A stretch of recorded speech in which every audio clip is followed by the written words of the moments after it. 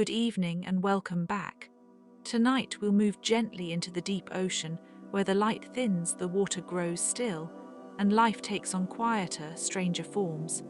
Down there, creatures have adapted to pressure, darkness, and distance in ways that feel almost unreal, yet every one of them is part of a very old and very real world. If you enjoy these calm little journeys, you're always welcome to subscribe, and if you feel like it, you can leave a comment with where you're listening from tonight or what quiet subject you might like to explore next. Now settle in wherever you are most comfortable. Let the room soften, let your breathing slow, and allow the ocean to open slowly beneath us. We'll begin at the surface and drift downward, one calm fact at a time. The deep ocean begins where sunlight no longer reaches in any meaningful way, and that boundary is often described as the twilight zone before the darkness becomes complete. It is not a hard edge, as if one world suddenly ends and another begins, but a gradual sinking of light, a soft dimming that changes the character of the sea layer by layer. Near the surface, sunlight can still warm the water and support the growth of plankton and seaweed. Far below that, the familiar green and blue brightness thins into dusk, then into a murky half-light, and eventually into a blackness that feels almost separate from ordinary experience. Even this simple change transforms everything. Plants can no longer grow there in the way they do in shallow waters or on land, so the deep sea is not built on sunlight the way forests and reefs are. Instead, it depends on a long downward rain of organic debris from above, tiny scraps often called marine snow. This drifting material can include dead plankton, bits of waste, dissolved particles, and the remains of larger animals, all slowly settling through the water like a quiet snowfall that never ends. It feeds a surprising amount of life, from bacteria and tiny scavengers to creatures far larger than we might expect. In a very real sense, the deep ocean survives on memory, on leftovers, on what drifts down from the bright world overhead. That connection to the surface is easy to forget, but it is always there, linking the abyss to the skylit sea above. As the water grows darker, many animals begin to glow. Bioluminescence is one of the deep sea's most graceful adaptations, and it appears in flashes, glimmers, and soft moving lamps. To humans, light usually means safety, guidance, or the presence of fire, and so this ability can feel almost magical. Yet in the deep ocean it is an ordinary part of life, a practical language written in light. A fish may use light to find prey, hide its outline, or communicate in the black water. Some animals produce sudden bursts that startle predators, while others release a gentle shimmer that makes them difficult to see from below. A few use glowing lures to tempt curious animals closer, while others flash patterns that seem to help them recognize members of their own species.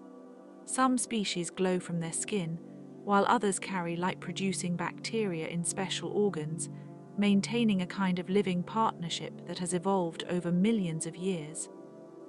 Scientists have spent a long time trying to understand just how many deep-sea creatures use light, and the answer is still changing as new expeditions reveal new species and behaviors. In a place with so little visible light, a single pulse can mean recognition, warning, camouflage, or the promise of a meal. It is a world where light is not decoration, but survival. Pressure is another constant presence.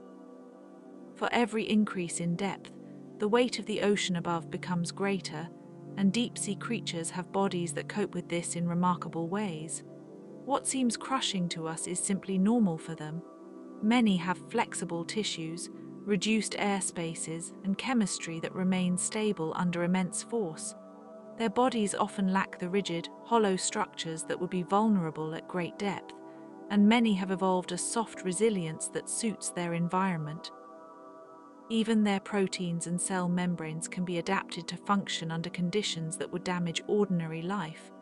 The word pressure can make the deep ocean sound hostile, and in one sense it is. Yet it is also a place of extraordinary refinement, where life has had a very long time to solve hard problems in subtle ways.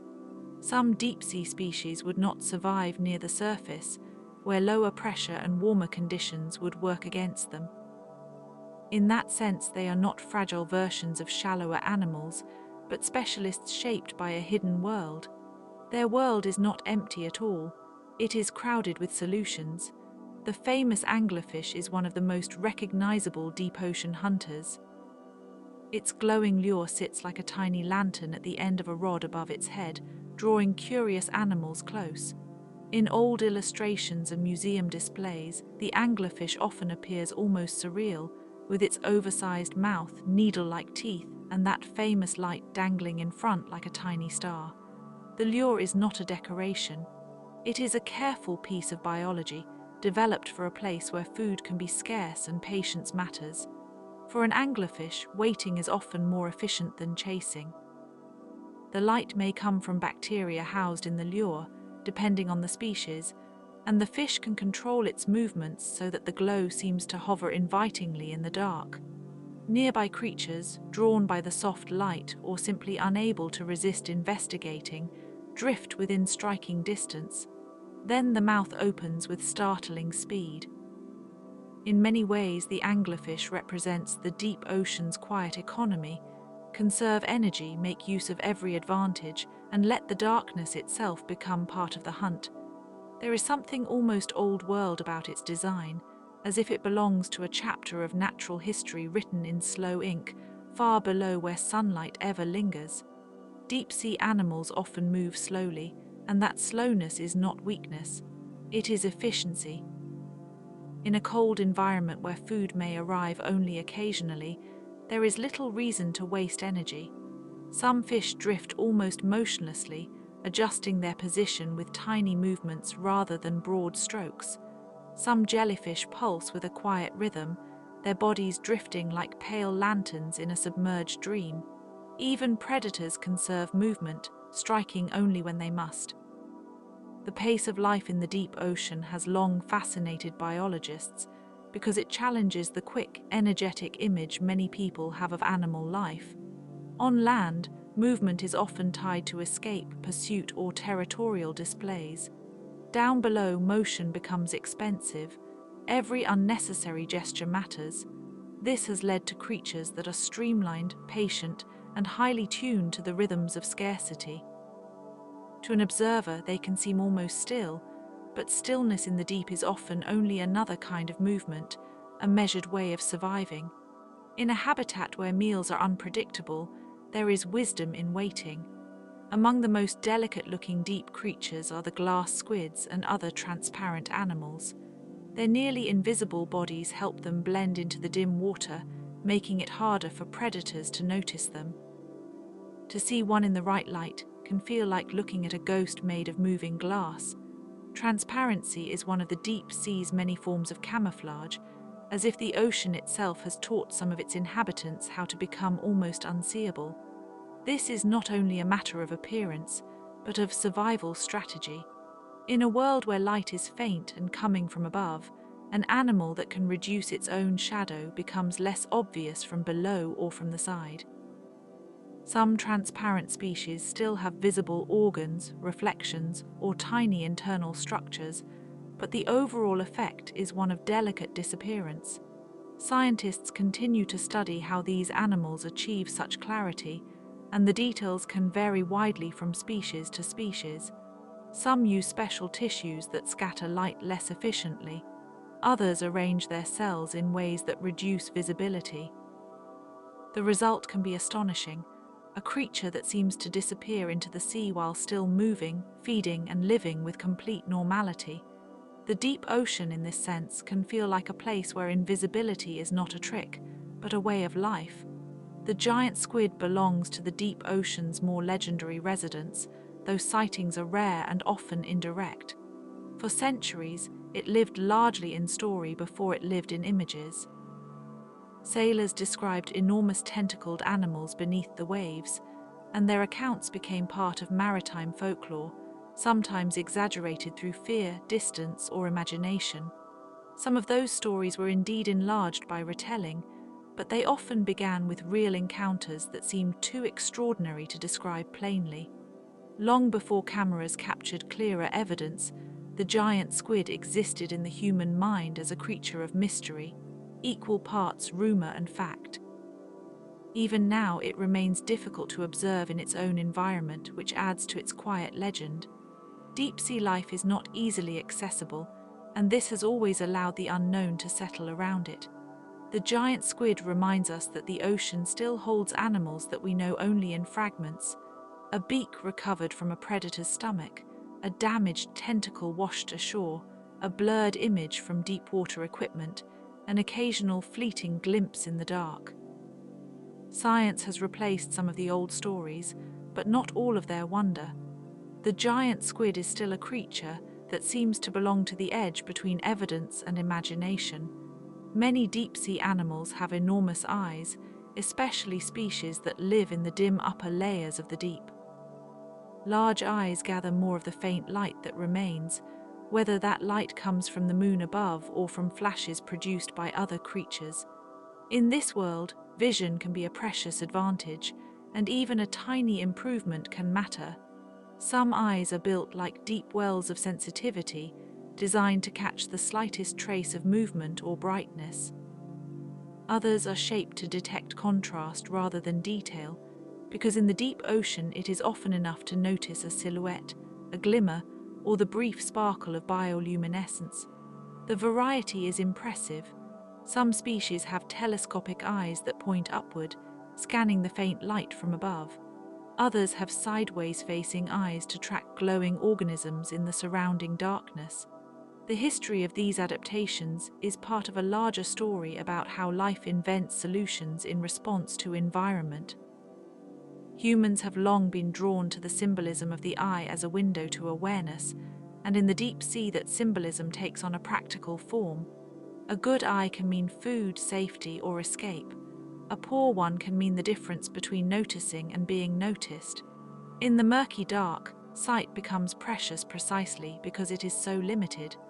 The deepest parts of the ocean are not only dark and pressurized, but also cold, usually remaining just above freezing in many regions. This steady chill shapes the pace of life. Growth can be slow.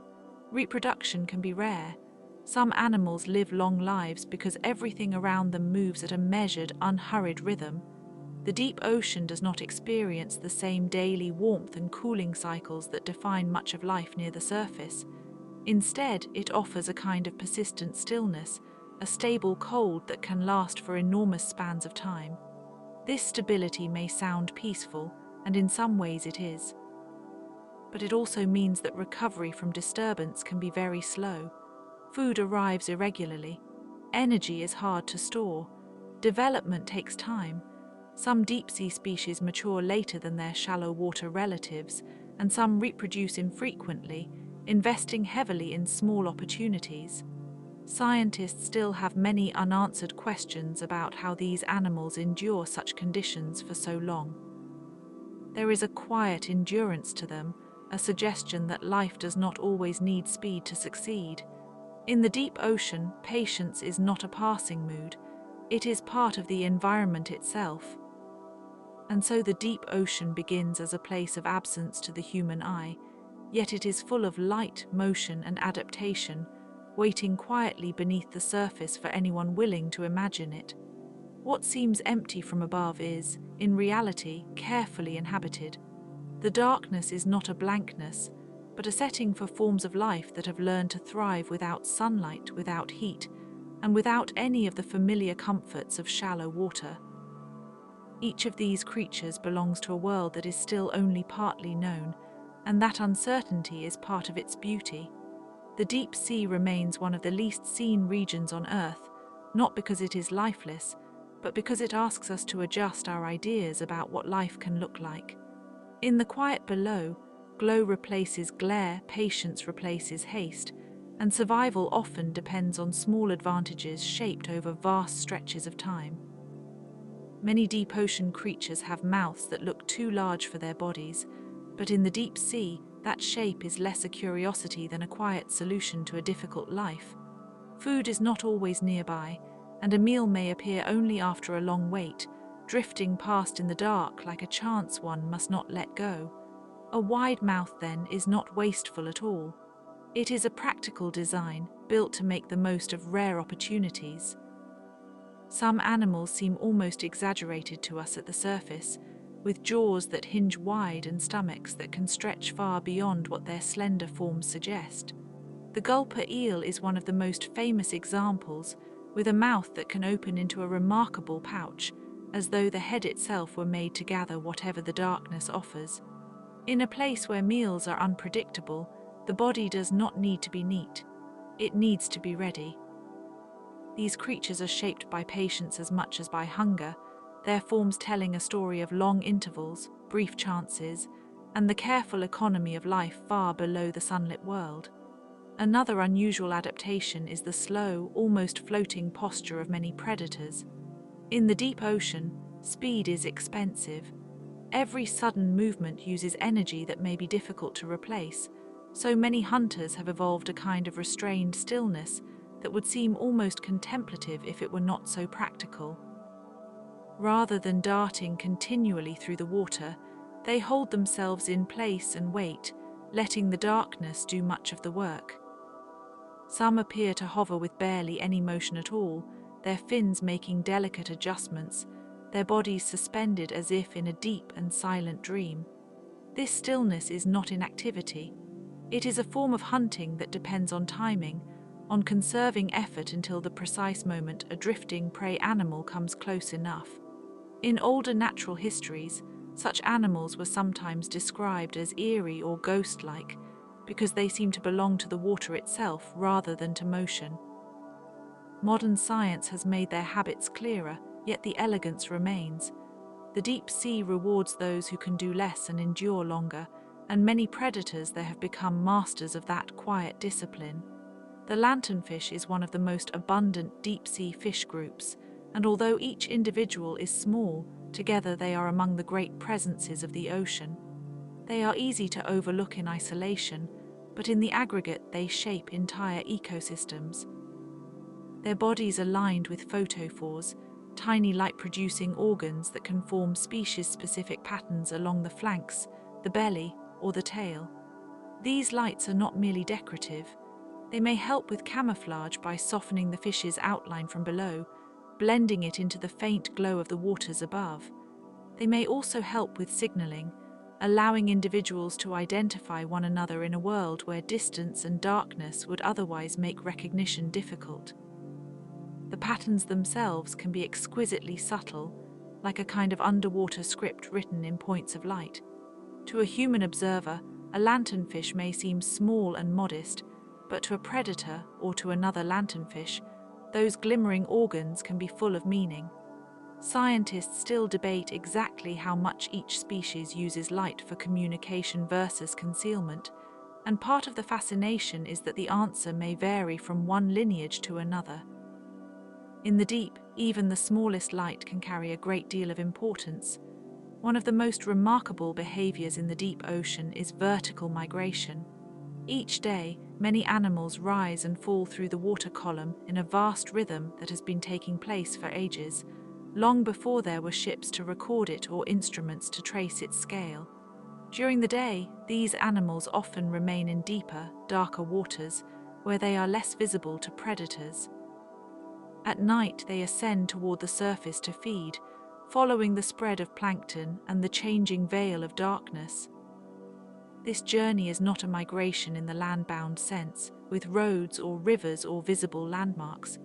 It is a movement through depth itself, a daily climbing and descending in 3 dimensions. Seen from a distance, if one could somehow watch the entire ocean at once, it would be one of the largest migrations on Earth. Yet it is mostly invisible to us, happening in silence hour after hour in a world that never quite stops moving. The scale can feel almost meditative. Countless tiny bodies rise together, feed together, and sink again, shaping the transfer of energy between the upper ocean and the deep in ways that scientists are still learning to measure. The vampire squid carries a name that sounds dramatic, and for generations such names have invited imagination. Yet the animal itself is not a terror at all, but a graceful and highly specialized cephalopod adapted to a difficult environment. It lives in low oxygen zones where many animals would struggle, and its body seems built for a kind of elegant endurance rather than force. The name refers more to mood and appearance than to danger. In certain displays, it can turn itself inside out like a dark cloak, exposing spiny-looking structures and webbed arms in a startling transformation that may discourage predators. Even this defense is more theatrical than violent, a fleeting pageant in the gloom. The vampire squid is neither truly squid nor octopus in the ordinary sense, but shares traits of both in a way that reminds us how fluid such categories can be. Early accounts of deep-sea life often filled these creatures with mystery, and the vampire squid benefited from that tradition of awe. But the real wonder lies not in monstrosity, but in the way it thrives where conditions are severe, slow, and dim. Its beauty is quieter than the name suggests.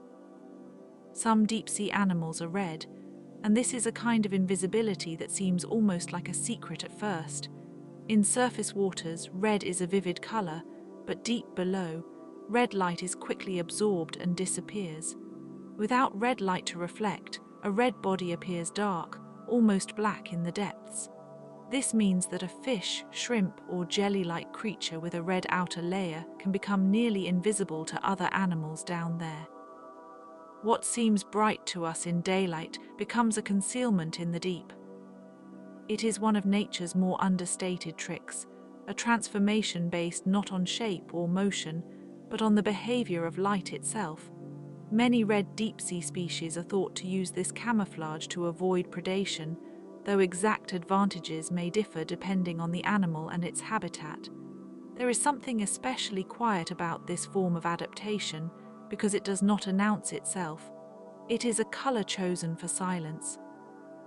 From a human perspective, it can feel almost poetic that redness, often associated with attention, can become a form of hiding where the ocean is most remote. The deep sea seems full of these reversals, where familiar ideas change meaning under pressure and darkness. In a habitat where mates may be extremely scarce, some species have evolved remarkable reproductive strategies. The deep ocean is so vast and so dim that finding another individual of the same species can be difficult enough on its own. Add in the challenge of low population density, and reproduction becomes one of the great problems of deep-sea life.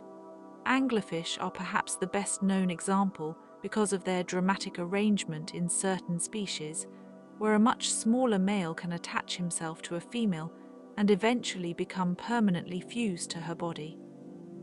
This startling solution means that sperm is available whenever needed, without the burden of a long search in empty water.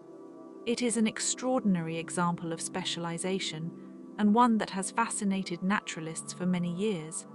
In older popular accounts, such behavior was often described with a sense of shock, as though nature itself had become excessively strange.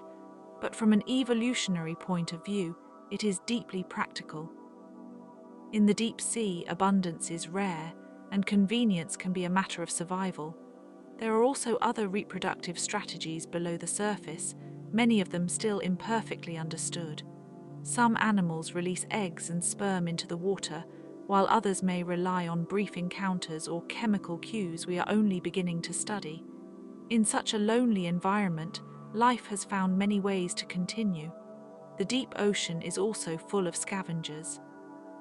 When large animals die above or within these waters, their remains can sink slowly through the dark, becoming a sudden and unexpected feast below. A whale fall is one of the most dramatic examples of this process. A body the size of a whale does not simply disappear into the seafloor. It creates a whole sequence of ecological stages.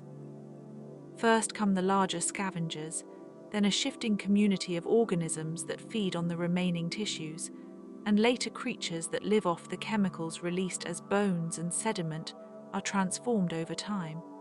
For many deep-sea species, a whale fall is not a single event but a long-lasting habitat, a temporary island of abundance in an otherwise sparse environment.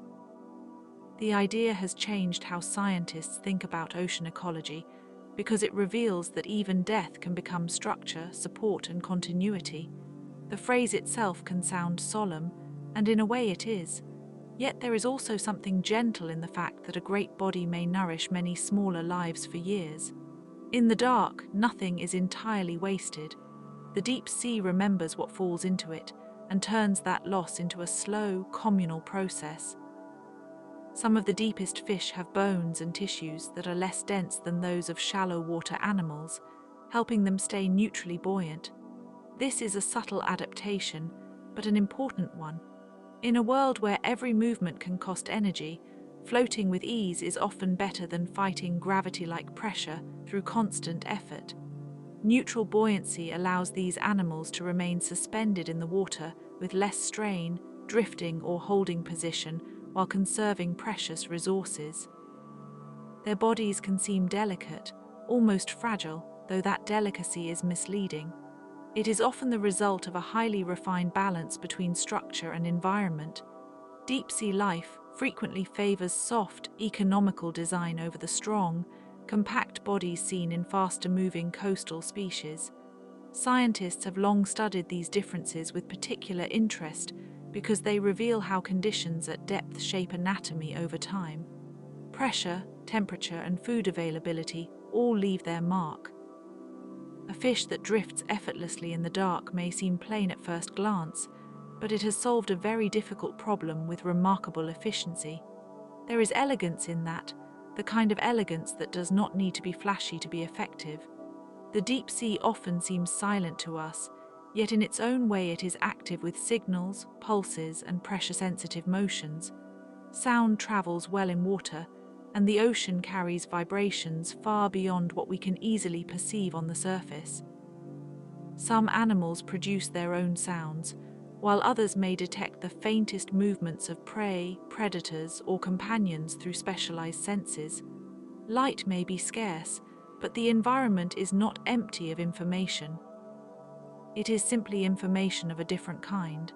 Currents shift, bodies pass, and pressure changes ripple through the dark in ways that matter greatly to those who live there. To human senses, the deep can appear still, almost vacant, especially in older depictions that treated it as a kind of underwater desert.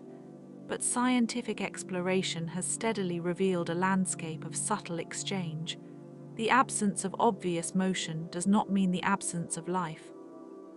It often means that life has learned to be discreet. This quiet, hidden activity is part of what makes the deep ocean so compelling. It does not overwhelm the senses. It invites them to rest, while beneath that restfulness, countless small interactions continue in patience and shadow. Cephalopods are among the most intelligent animals in the sea, and their deep-water relatives continue that reputation in quieter, more secluded forms. Across the centuries, people have often described octopuses and their kin with a mixture of awe and unease, as if they belong to the edge of the known world. In the deep ocean, that sense of strangeness remains, but it is softened by distance.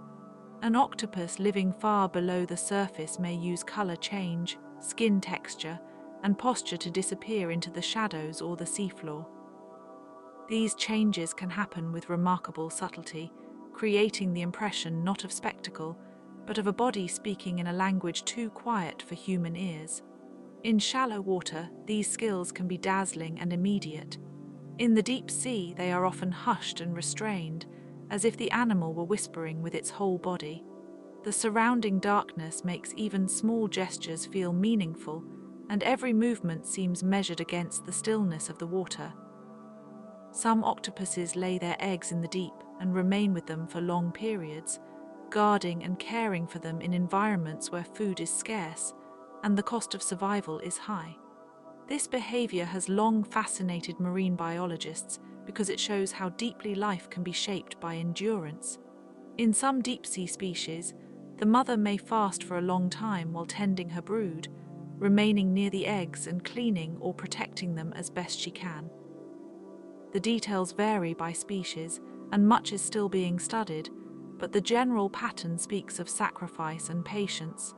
This parental dedication can be deeply moving because it means that even in such remote places, life is still shaped by care and waiting.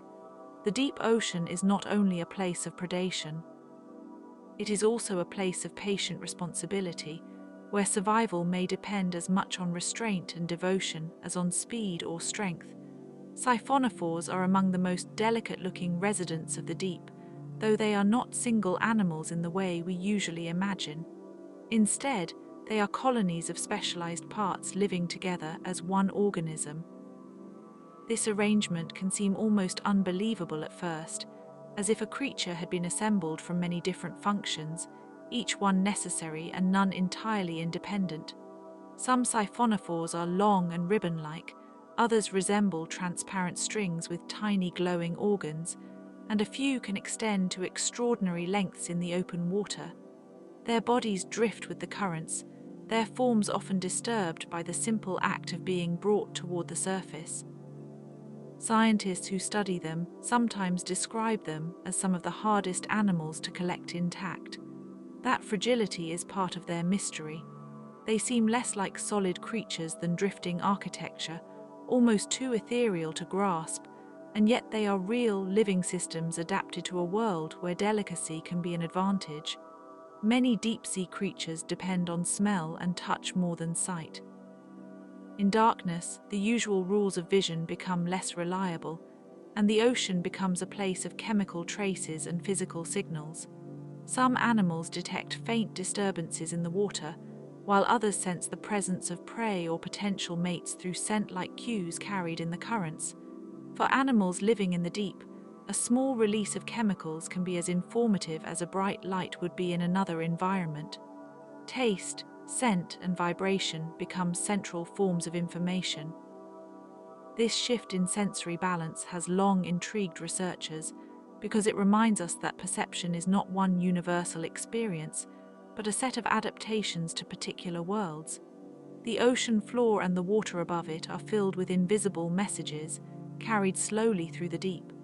What appears silent to human observers may in fact be richly textured with signals, warnings, and traces of life moving through darkness. The hatchetfish is another elegant example of adaptation. Its body is flattened and reflective, allowing it to blend with the light from above when seen from below.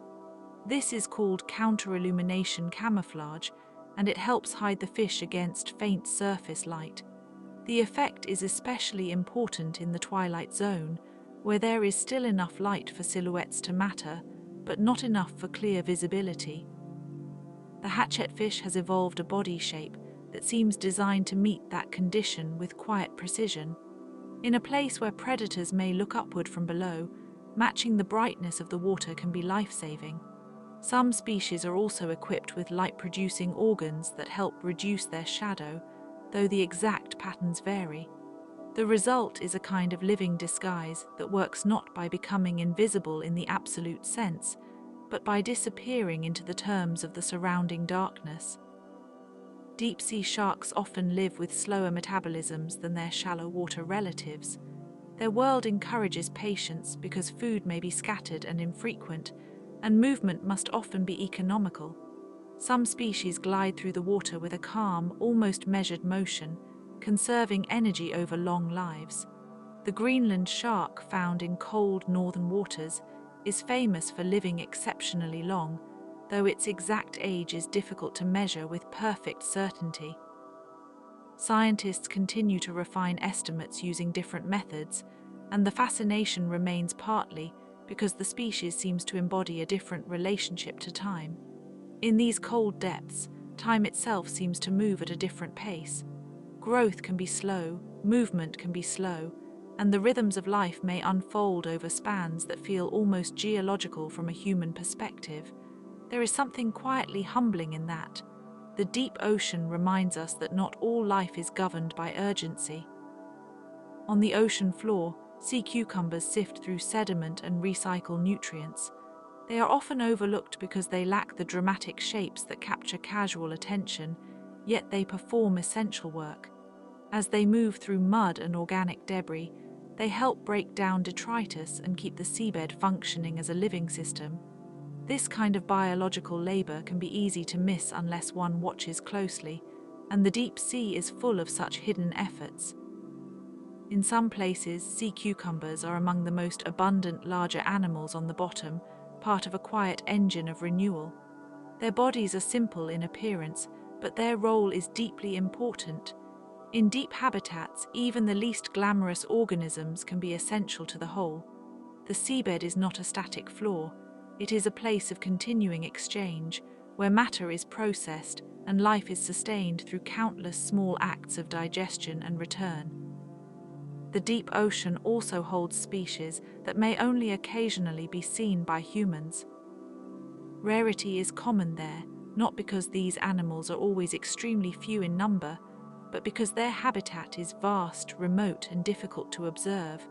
Some animals are known from a handful of specimens, while others are observed mostly through submersibles, cameras, and scientific nets.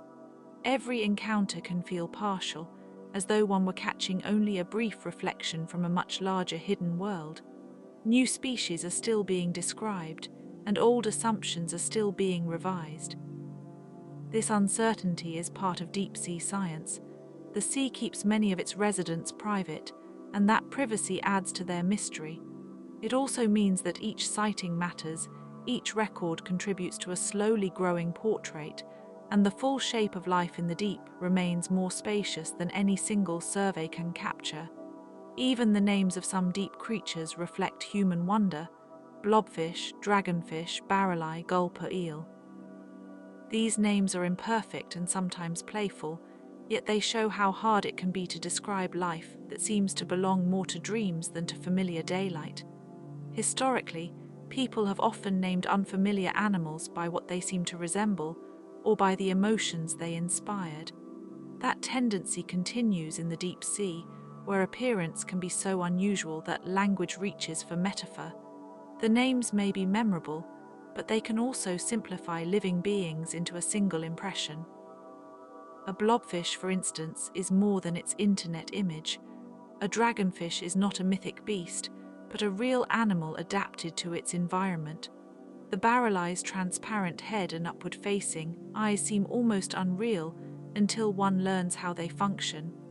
These names are windows into curiosity, and also reminders that wonder often begins with not quite knowing how to speak about what we see. And so, among intelligence, fragility, camouflage, and patience, the deep sea reveals a world that is neither simple nor empty, but intricately alive in forms that reward quiet attention. Beneath the familiar brightness of the surface, there is another ocean, one shaped by subtle signals, slow movements, and long intervals of waiting. Its creatures do not always announce themselves, and many never appear in the manner we expect. Yet they persist, each in its own way, within conditions that ask for astonishing adaptation. The deeper one looks, the more the sea becomes a place not of absence, but of hidden abundance. It is a world where life continues gently, patiently, and often out of sight. The barreleye fish is one of the deep ocean's most remarkable visual oddities, a creature that seems almost impossibly delicate for the darkness it inhabits. Its transparent head allows scientists to see part of its internal structure, including the upward-facing eyes that give it such a distinctive appearance. For a long time, people could only imagine animals like this in the abstract, as if the deep sea must be full of inventions that seem to belong more to sketchbooks than to nature. But the barreleye is very real, and its body is shaped by the practical demands of life far below the surface. Those eyes can rotate to look ahead when needed, a useful trait for spotting prey in faint light and for navigating a world where even the smallest hint of movement may matter. In older reports of oceanic mysteries, strange creatures were often described in ways that mixed fact and wonder, and the barreleye still carries that same feeling. It looks like a quiet reminder that evolution does not always repeat familiar solutions. Sometimes it reaches towards something unexpected and makes it work. Some creatures live in oxygen minimum zones, where dissolved oxygen is extremely low, and the water becomes a difficult place for many animals to inhabit. These regions are not always dramatic to the eye, yet they are biologically important and often overlooked. In the shallower imagination, the sea can seem uniform, but the deep ocean is layered with invisible boundaries. Temperature shifts, pressure changes, and chemical gradients all create a patchwork of conditions, and oxygen is one of the most important of these hidden limits. Certain species have adapted to survive there, using slower metabolisms or special physiological strategies that let them endure what would challenge other animals. The deep ocean is not uniformly hospitable. It contains gradients, pockets, and thresholds, and different animals specialize in different edges of possibility. In that sense, the deep is less like an empty room and more like a landscape of quiet rooms, each with its own rules, its own restraints, and its own small forms of life. Deep-sea jellyfish often drift with slow, translucent grace, and their movement can seem almost meditative. Their bells pulse softly, not with urgency but with a kind of steady persistence, as if they are following a rhythm older than our ability to measure it. Some species carry bioluminescent organs that make them appear like drifting lamps, little lanterns suspended in black water. Long before modern science documented these displays, sailors and coastal communities told stories about lights below the waves, imagining mysterious fires or spectral signs in the sea. In the deep, of course, these lights have natural explanations, but that does not make them less beautiful. Because the water is dark, even a simple pulse can seem ceremonial. Their movement is gentle, but it is also efficient, moving through a region where haste would not help. Many jellyfish are built on economies of motion, carrying just enough structure to travel, feed, and persist. They seem to belong to a world where softness is not weakness, but a form of survival. The blobfish became famous because of a particular image that showed it outside its natural pressure, where its soft body lost the shape it would have in the deep. That photograph spread widely and turned the animal into a kind of internet emblem for ugly sea life, though the label says more about human expectations than about the fish itself. In its own habitat, it is not a caricature at all. Under immense pressure, its body is supported in a way that makes it suitable for the deep, where firmness is not necessarily useful in the same way it is near the surface. Like so many deep-sea animals, it is built for an environment that humans cannot experience directly. What looks strange to us may simply be elegant under the right conditions. There is something almost unfair about judging a creature after removing it from the world that shaped it. The blobfish, in that sense, has become an accidental lesson in context. It reminds us that beauty and function in nature are often inseparable from place. In the abyss, some animals have reduced muscle mass and gelatinous bodies because firmness is not always necessary, and sometimes it would only cost energy. In a place where food can be scarce and movement must often be efficient, a body that uses less material may be an advantage. A softer body can be useful when the surrounding pressure supports it, and when speed is less important than conservation. This is one reason deep-sea life can seem so different from the large, muscular creatures of brighter waters. The deep sea often favors a kind of biological minimalism, as if life there were designed around just enough structure to endure. It is a quiet kind of engineering. The body becomes a balance of need and restraint, with tissues and shapes arranged not for spectacle, but for persistence. In the documentary sense, this is one of the deepest lessons of the ocean.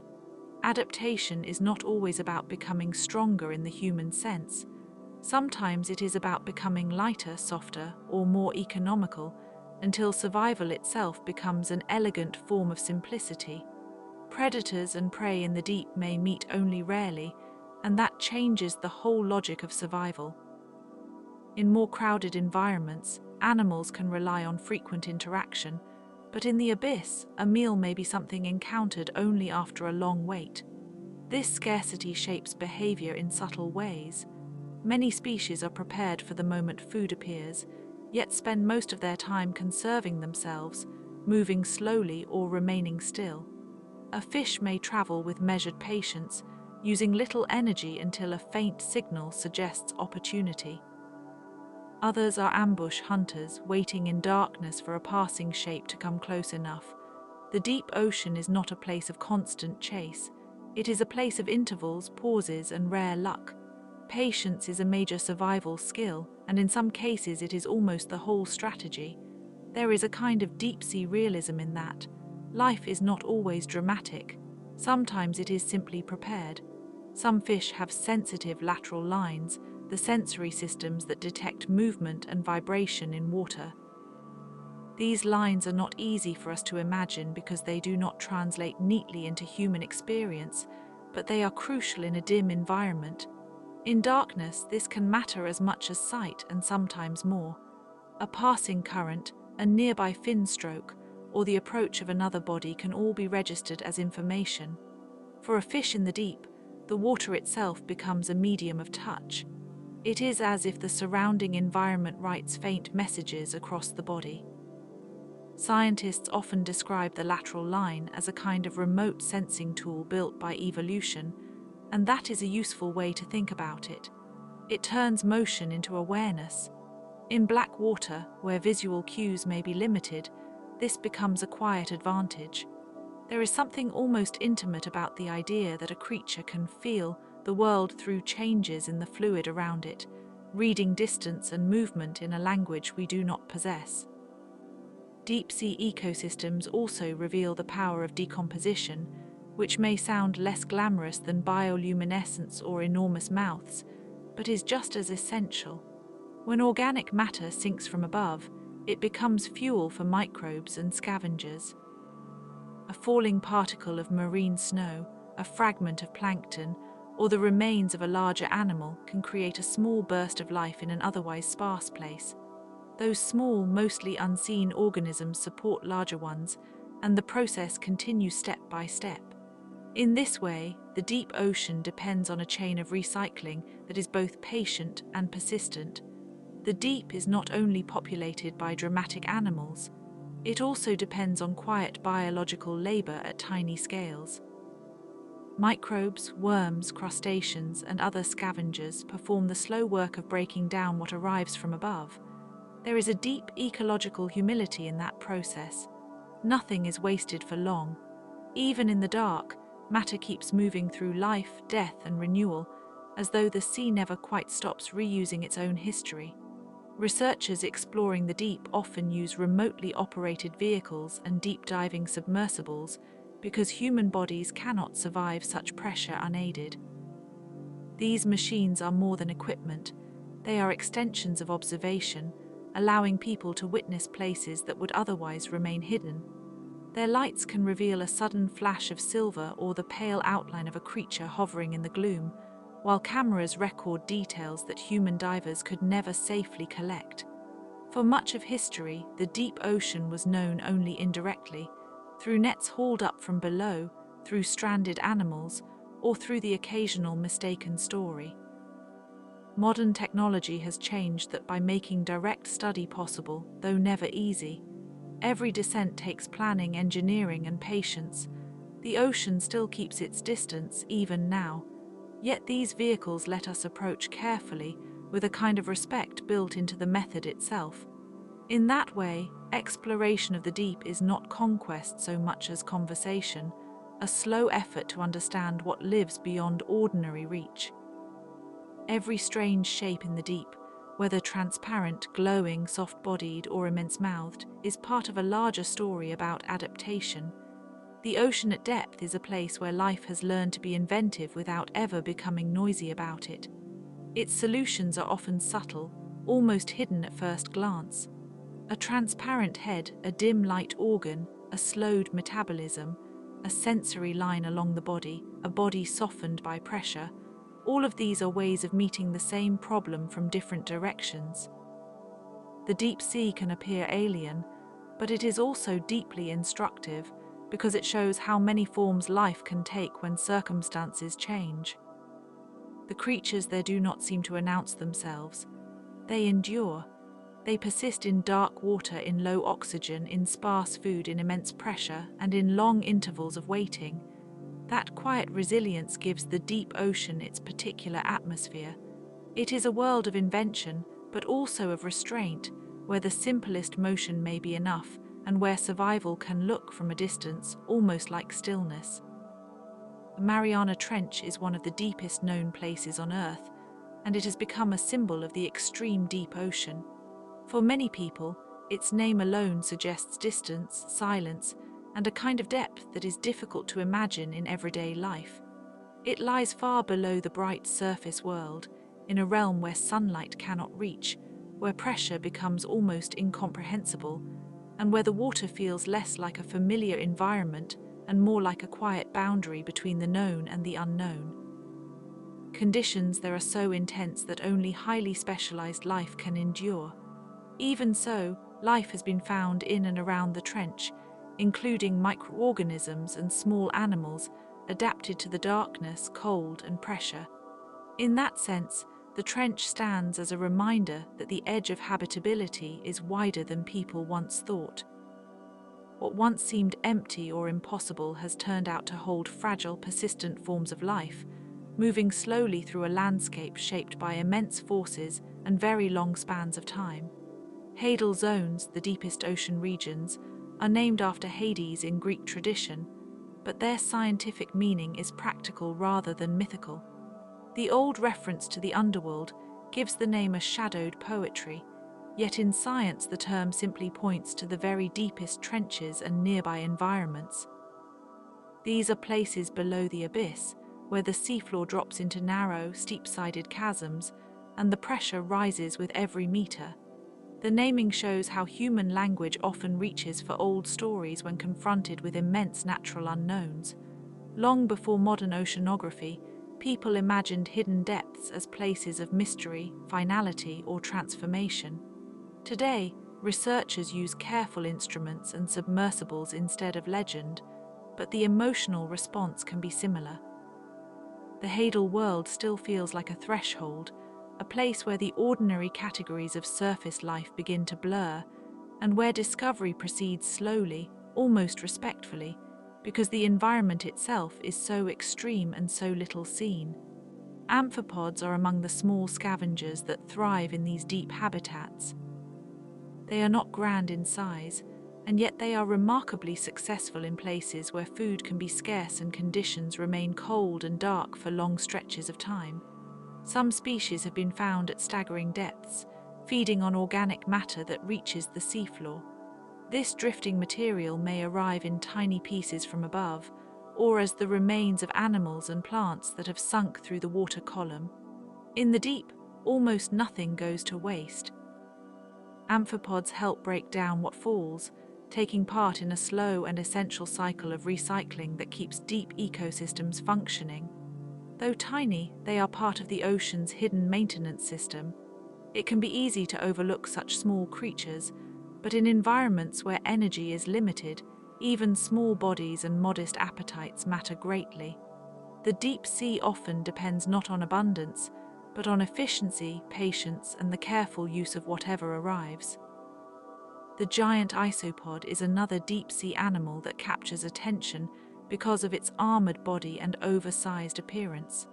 With its broad plates and many jointed legs, it can seem almost like a creature from an older world, something preserved in shape by isolation and pressure. Related to familiar terrestrial woodlice, it looks like a distant underwater cousin enlarged by the deep environment. That resemblance gives it a strange familiarity, as though a common garden insect had been translated into a colder and more distant setting. It scavenges on the seafloor and can survive long periods between meals, an ability that suits a world where food appears unpredictably. Its shell-like body gives it a quiet resilience. In the stillness of the deep, where movement often has to be economical and survival depends on enduring scarcity, the giant isopod embodies a kind of patient steadiness. Its slow life is not dramatic in the usual sense, but it is well matched to a place where endurance matters more than speed. Many deep animals reproduce slowly. Some reach maturity late, produce few offspring, or depend on precise environmental conditions that are difficult to replicate. In the surface world, many species can recover more quickly from disturbance, but the deep often works on longer timelines. A population may take years to rebuild, and a change in temperature, pressure, food supply, or habitat structure can affect generations at once. This makes deep-sea life especially vulnerable to change. In a world where life already moves at a measured pace, disruption can have lasting effects. Researchers have come to see that remoteness does not equal safety. The deep sea is not immune to human influence, even when it feels far removed from daily life. Fishing practices, mining proposals, pollution, and the broader effects of climate change can all reach these environments in subtle or lasting ways. Because growth and reproduction are slow, recovery can be slow too, and that reality gives deep ocean conservation a particular urgency, even if the places themselves remain out of sight for most of us. Submarine canyons and seamounts create pathways and islands of habitat in the darkness. These features shape the deep ocean in ways that are easy to miss when imagining the seafloor as a single empty plain. In fact, the underwater landscape is varied and textured, full of slopes, ledges, ridges, and channels. Currents move differently around these formations, carrying nutrients and sometimes concentrating life in specific places. Seamounts can rise like submerged mountains, offering hard surfaces for organisms that need a place to attach or gather. Canyons can funnel material from shallower waters into deeper zones, bringing food and altering the local ecology. The deep ocean is not a flat, blank space. It is shaped by underwater mountains, valleys, cliffs, and channels, each one creating different living conditions. This complexity matters because life responds to structure. Even in darkness, a change in terrain can mean a change in opportunity, and the seafloor becomes a varied and living geography rather than a uniform expanse. Some deep creatures are built for ambush. Their bodies remain still, their colors muted, their movement almost imperceptible until the right moment. In the dimness of the deep, where visibility is limited and energy conservation is vital, stillness can be an effective strategy. A predator may wait in quiet patience, relying on surprise rather than pursuit. Other animals are built for drifting and filtering, allowing currents to bring food to them rather than chasing after it. The deep sea supports both strategies, and this variety reveals how many solutions evolution can produce under pressure, both literal and biological. In a place where light is scarce and meals can be rare, different species have found different ways to make a living. Some resemble waiting shadows, others become part of the slow movement of the water itself. The contrast between these approaches reflects the diversity hidden in the deep, where life does not follow a single pattern, but unfolds through many careful adaptations. Certain fish use light organs on their undersides to match the faint glow from above, creating a shadowless shape when seen from below. This elegant trick is one of the most beautiful examples of camouflage in the animal kingdom. In the broad open water, any shadow might give away a creature's position, especially where the faintest outline can matter. By producing light that softens or erases that outline, these fish create a kind of visual balance between their bodies and the dim surface light filtering down from far above. It is a reminder that in the deep, survival can be invisible. The adaptation is technical, but it also feels graceful, as though the animal has learned to participate in the atmosphere of its world rather than simply moving through it. Such abilities do not announce themselves loudly. They work quietly, harmonizing with the darkness instead of fighting it, and this is part of what makes deep-sea biology so compelling. So much of it is hidden, precise, and beautifully understated. Because the deep ocean is hard to study, scientists often revise their understanding as new expeditions return with better equipment. For a long time, much of the deep sea was known through rough samples, net hauls, and indirect evidence. Creatures might appear damaged, incomplete, or far from their natural behavior, leaving researchers to infer how they truly lived. A creature once known only from fragments may later be seen alive in its habitat, revealing colors, movements, and behaviors that earlier trawls could not show. Modern cameras, remotely operated vehicles, pressure-resistant instruments, and long-term observation tools have opened new windows, but even now each survey can reshape what is believed. Discovery in the deep is often gradual, built from patience. A single observation may correct an old assumption, and a small detail may change a larger story. In this way, deep ocean science has a calm, cumulative character. It advances not through sudden certainty, but through repeated returns, careful notes, and the slow assembling of a world that remains partly concealed, even as it becomes more familiar. And when we look at the hadal and abyssal worlds together, we see that the deepest places are not dead ends. They are living frontiers, quiet and immense, where every adaptation is a small answer to a very large question. The abyssal plains and the hadal trenches differ in depth and pressure, but they share a sense of scale that can make human perception feel small and tentative. Yet within these vast spaces, life continues in forms that are modest, inventive, and enduring.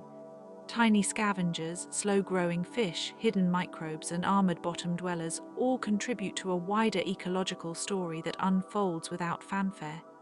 The deep ocean does not perform for us, and it does not need to.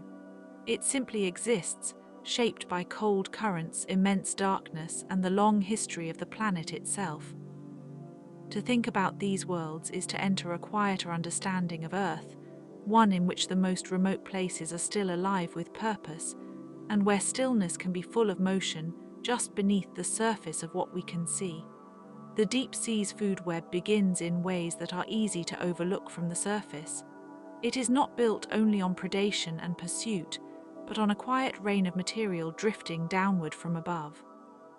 Tiny particles, fragments of dead plankton, bits of plant matter, and the remains of creatures that lived and died far from the abyss slowly settle through the water column. This marine snow, as scientists often call it, can look almost poetic in theory, though in practice it is usually too fine, too scattered, and too dimly lit for human eyes to notice directly. Even so, it forms one of the great foundations of deep ocean life. What happens in sunlit waters can echo downward into the darkness, feeding animals that may never see the sky, yet remain dependent on it. In this way, the deep ocean is not sealed off from the rest of the planet. It is linked to the surface by a gentle, continuous drift of organic material, a kind of slow-moving memory of life above. Microbes are central to that hidden economy, though they remain invisible in the usual sense. They do not announce themselves with large shapes or bright colors. Instead, they work through chemistry, breaking down organic matter into forms that can be used again. In deep ocean environments where food is scarce and energy must be spent carefully, this recycling is especially important. Bacteria and other microscopic organisms help keep nutrients moving through the system, supporting larger animals indirectly, almost invisibly, as if they were the quiet laborers behind a vast and dimly lit machine. Their role has only become clearer in recent decades, as scientists developed better tools for sampling and sequencing. Before that, the deep sea was often imagined mainly in terms of the strange larger animals that could be netted or photographed. But beneath those memorable creatures lies a microbial world of extraordinary influence, operating continuously in the cold and dark, shaping the conditions that allow life to persist at all. Some deep fish have tubular eyes, one of the more elegant examples of adaptation in the mesopelagic zone. These eyes are shaped to gather faint light from above and direct it inward efficiently, almost like small optical instruments tuned for a world where brightness is scarce. In many cases, such eyes point upward, which makes practical sense in a place where the dim surface glow is often the main source of illumination. A fish equipped this way can detect silhouettes, flashes, or the faint outlines of prey moving overhead. The effect is subtle, but in the deep ocean subtlety matters. A single movement in the water may be enough to reveal a meal, a predator, or a possible mate. Tubular eyes are one reminder that evolution does not need abundance to create refinement. In the near darkness, even a slight increase in visual sensitivity can be meaningful. The result is a kind of biological compromise, not perfect vision, but vision suited to a place where light arrives in fragments and every photon is valuable. The pelican eel has long captured attention because of its unusual mouth, which seems almost oversized for the rest of its body. Its jaws can open widely, and the structure of the mouth allows it to expand in a way that looks startling when compared with more familiar fish. This adaptation is often interpreted as a practical solution to a difficult environment. In the deep ocean, meals may be rare and unpredictable, so when food appears, it helps to be ready for almost anything. The pelican eel's elongated body and long tail give it an unmistakable silhouette, but its most famous feature is the extraordinary gape of its jaws. That huge mouth has inspired comparisons to a net, a pouch, or even a floating bag, though its true purpose is simply to improve the odds of capturing prey. In the old tradition of naming deep-sea creatures, dramatic anatomy often leads to memorable common names, and this one is no exception. Yet beneath the curiosity and the strangeness is a familiar biological theme: efficiency in a world where every opportunity counts. A great many animals in the mesopelagic zone take part in the nightly rise towards surface waters, a movement known as diel vertical migration. At dusk, as the upper ocean darkens, countless small creatures begin to travel upward. Some ascend only a modest distance, while others cross enormous spans of water before returning below by dawn. Together, they create one of the largest migrations of biomass on Earth. It is a rhythm that is both ancient and ongoing, and yet for much of human history it went unnoticed because it happens in darkness and at depths beyond easy observation. Only with modern instruments, sonar, and careful sampling did scientists begin to understand the scale of this movement. The reasons behind it are still discussed, but the basic pattern is clear. By rising at night, these animals may feed more safely, avoiding many visual predators that depend on daylight. Then, when morning comes, they sink back into darker waters. This daily passage binds deep and shallow ecosystems together, quietly transporting energy and nutrients through the ocean in a cycle that feels almost like breathing. Deep-sea coral and sponge communities can form on hard surfaces where currents carry a steady supply of nutrients. These habitats are often overlooked because they do not resemble the brightly colored tropical reefs shown in travel brochures. Instead, they grow in cooler, darker water, and their beauty is less obvious at a glance. Yet their ecological importance is considerable. Cold water corals in particular can build complex structures over long periods of time, creating sheltered spaces for fish, crustaceans, and many small invertebrates. Sponges, too, can become part of these living landscapes, filtering water and adding to the overall texture of the habitat. Scientists sometimes describe these communities as living architecture, and the phrase fits well. They do not move quickly, and they may take years or centuries to reach their full form, but they can persist for a very long time. In some regions, trawling and other disturbances have damaged these fragile systems, making them a reminder that deep habitats can be both ancient and vulnerable. Their quiet growth continues wherever currents, substrate, and time come together. The snailfish family includes species found at remarkable depths, and some members of the group have been recorded among the deepest living vertebrates known. Their bodies are soft and flexible, which may help them endure the enormous pressure of the abyss. Unlike animals with rigid frameworks built for shallower conditions, snailfish seem to have taken a different evolutionary path, one shaped by the demands of extreme depth rather than surface familiarity. Their appearance can be understated, almost delicate, but that simplicity conceals a very specialized way of living. Scientists continue to study how these fishes function under such pressure, including the role of body chemistry and cellular adaptations in keeping their tissues stable. Because deep-sea exploration remains difficult, each new observation can feel significant, as though a small window has opened into a place long hidden from view. Snailfish remind us that the deep ocean does not favor only one kind of body plan. Instead, it allows for a wide range of solutions, each one answering the same basic challenge: how to survive in a world of cold, darkness, and immense pressure. Many deep-sea creatures are studied first through nets and cameras, but some of the most useful discoveries come from DNA and biochemical analysis. In the deep ocean, physical specimens are often rare, damaged, or difficult to collect intact. A fish may arrive at the surface altered by pressure changes. A soft-bodied animal may be difficult to preserve, and in some cases, researchers may only have fragments, tissue samples, or environmental traces to work with. That is where modern biology becomes especially powerful. By reading genetic material, scientists can determine relationships between species, identify new lineages, and better understand how animals are connected across vast distances.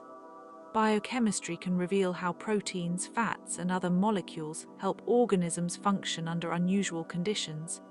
These methods do not replace direct observation, but they complement it, filling in details that cameras alone cannot capture. The deep sea, then, is explored not only by submersibles and nets, but also by patient interpretation at the molecular level.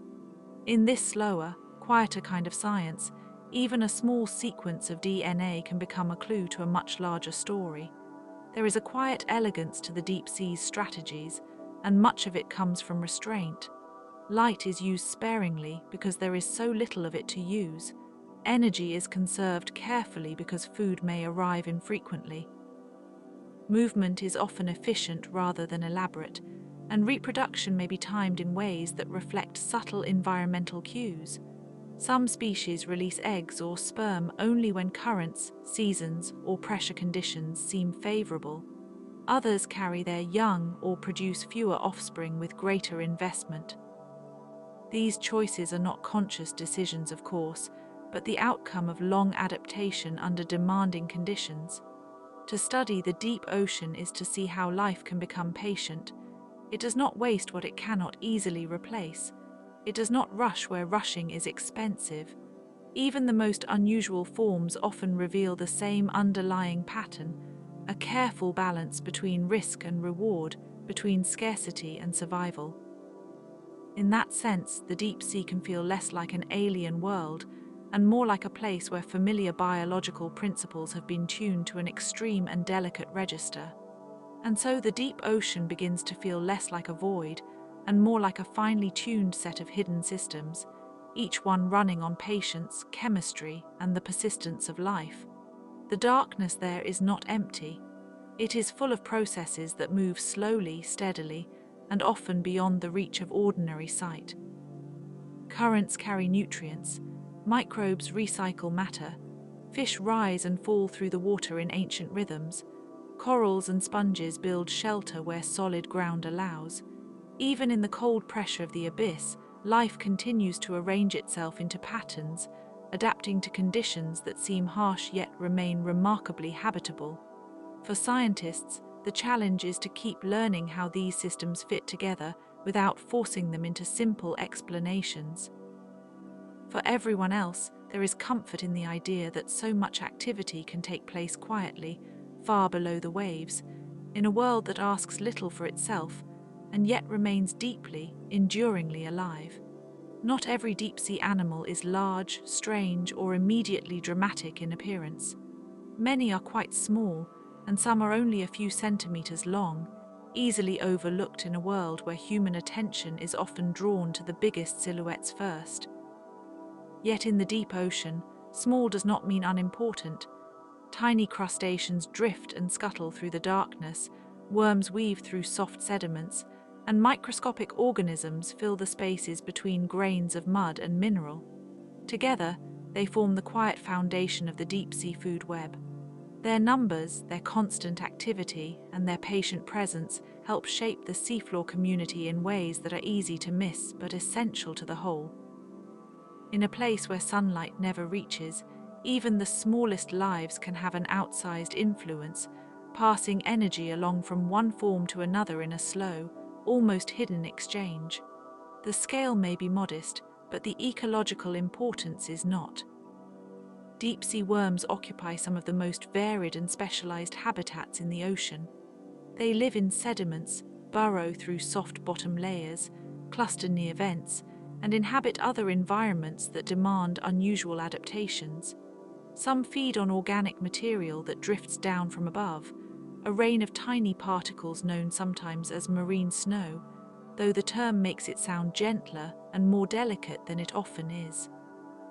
In reality, it is a continuous settling of remains, fragments, and fine debris from the world above, arriving after long journeys through cold water. Other worms live in places where chemistry does much of the work that sunlight would normally do elsewhere. Around hydrothermal vents, a few species are especially associated with these extreme habitats, relying indirectly on bacteria and chemical reactions to support their lives. In old seafaring traditions, the deep ocean was often imagined as a realm of serpents or hidden beings, and while the reality is far more biological than legendary, there is still something quietly uncanny about creatures that can thrive in such uncommon places. These worms show how life can persist, adapt, and specialize in the deep, even where the environment seems sparse and severe. Hydrothermal vents are among the most remarkable environments anywhere on Earth. They are found on the seafloor where geological activity allows heated water to rise from below, carrying dissolved minerals and interacting with the surrounding ocean in dramatic ways. As the fluids cool, minerals precipitate out and build towering chimneys, sometimes dark and jagged, sometimes pale and shimmering, like underwater ruins formed by fire and water together.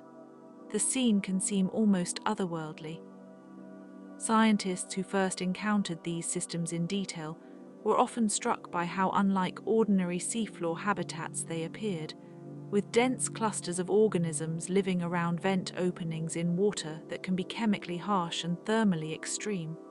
Yet despite the heat, the pressure, and the strange chemistry, life gathers there with extraordinary tenacity.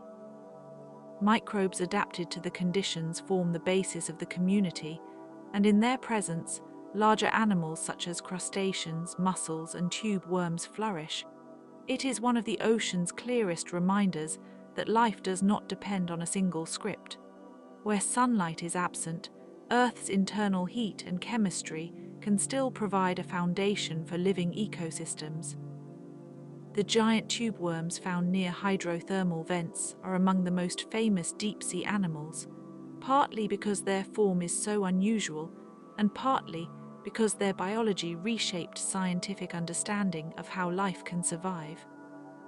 They do not have mouths or digestive tracts in the ordinary sense, which is difficult to imagine at first, since most animals are understood through those basic features of eating and digestion. Instead, they rely on symbiotic bacteria living within their bodies. These microbes help produce nutrients from chemicals available in the vent environment, turning compounds like hydrogen sulfide into usable energy through chemosynthesis.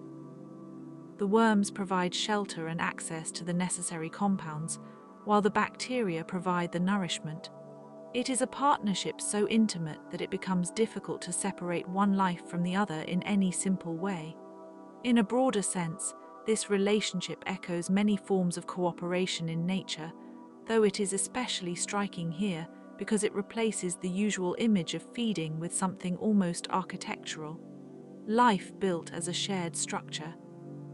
The worm's red plume, rising into the vent current, can look like a soft banner in a dark current, a reminder that even in the most severe environments, collaboration can support abundance. Some deep-sea animals are so specialized that they seem almost designed for a single location or a very narrow set of conditions. A species adapted to one vent field may not survive far from its source of warmth, mineral chemistry, or microbial community. A creature that lives among methane seeps, for example, may be dependent on specific concentrations of compounds that are absent elsewhere. This close dependence makes deep ecosystems delicate in ways that are not always obvious from the surface. A habitat that appears remote and immense can still be vulnerable, if its conditions change. It also means that every unusual pocket of the deep can host communities found nowhere else.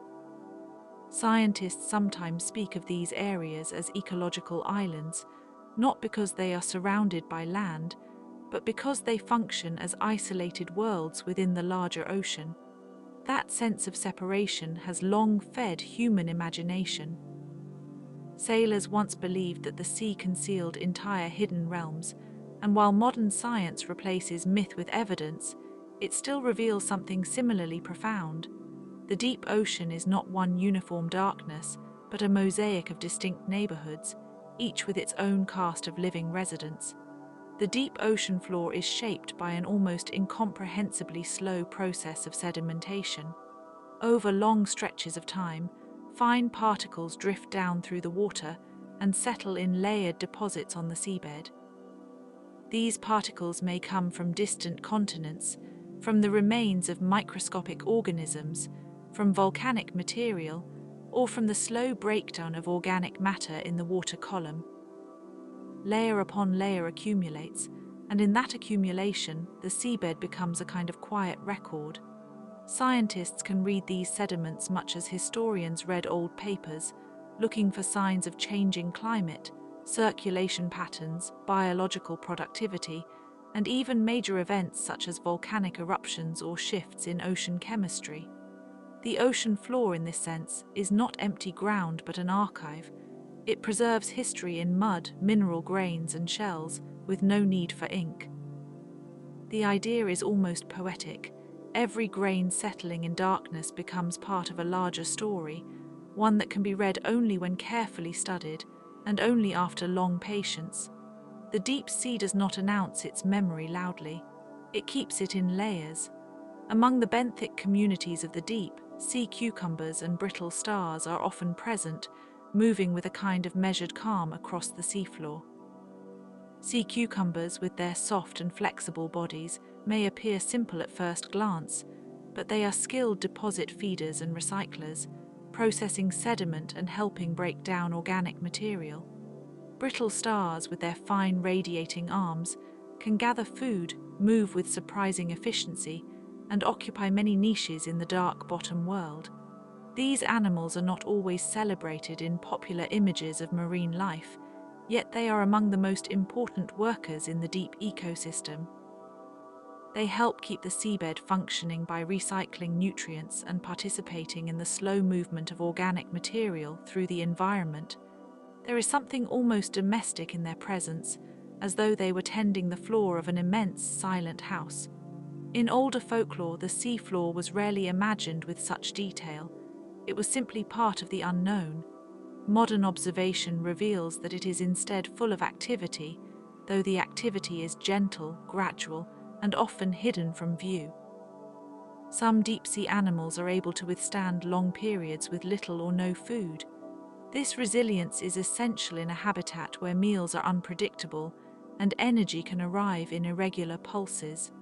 A carcass sinking from above, a patch of drifting organic debris, or the output of a chemically rich vent can all create temporary abundance, but long intervals may pass between such events.